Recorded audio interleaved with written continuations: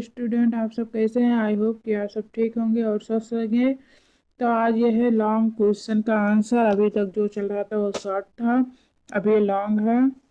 आप इसे किसी भी पेपर में लिख सकते हैं, किसी भी पेपर में आ सकता है। बस ये सोशोलॉजी के ही पेपर में आएगा और किसी भी एग्जाम की तैयारी में काम आ सकता है सोशोलॉजी के।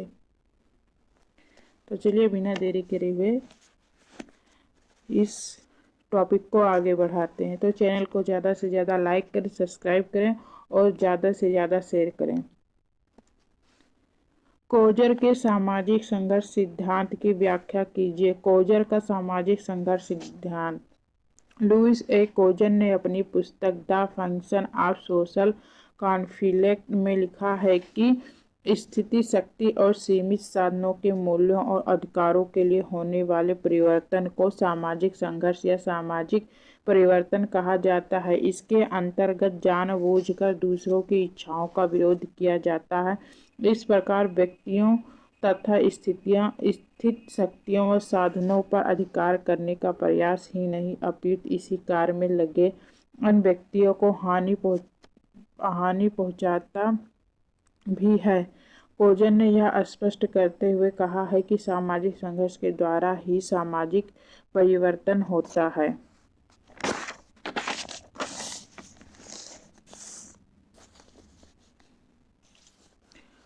सामाजिक संघर्ष के रूप।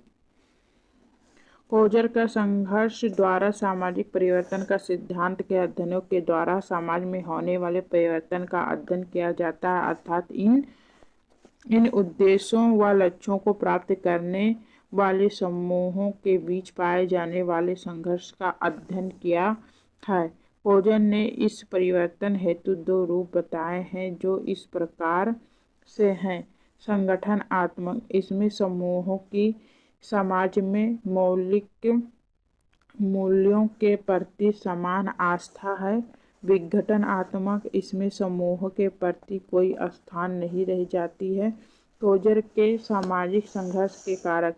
विरोधी वस्तु या व्यक्ति विरोध का आवेग। कोजर यहाँ बताना चाहते हैं कि सामाजिक अंतःक्रिया का परिणाम यह होता है सहयोग व संघर्ष दोनों साथ साथ चलते हैं। कई बार संघर्ष स्वयं सहयोग का भी परिणाम हो सकता है और इन्हीं के परिणाम स्वरूप सामाजिक परिवर्तन होता है। उदाहरण, जहाँ घनिष्ठता होती है वहाँ सहयोग व विश्वास होता है, वहाँ अपने तनाव व संघर्ष के प्रकार का प्रकट करने में कोई कठिनाई नहीं होती है। तो ये है कोजर का संघर्ष कारक सिद्धांत और ये कोजर का सामाजिक संघर्ष रूप हो गया और ये कोजर का सामाजिक संघर्ष सिद्धांत ये है। तो आपको ये टॉपिक बहुत अच्छे ही लगे होंगे क्योंकि जो हम जिस समाज में रहते हैं इस समाज की इसमें बातें हैं। बस एक बार इसको पढ़ना और समझना रहता है तो ये अपने आप याद हो जाता है, आगे जो इसको ध्यान से पढ़ें और समझें।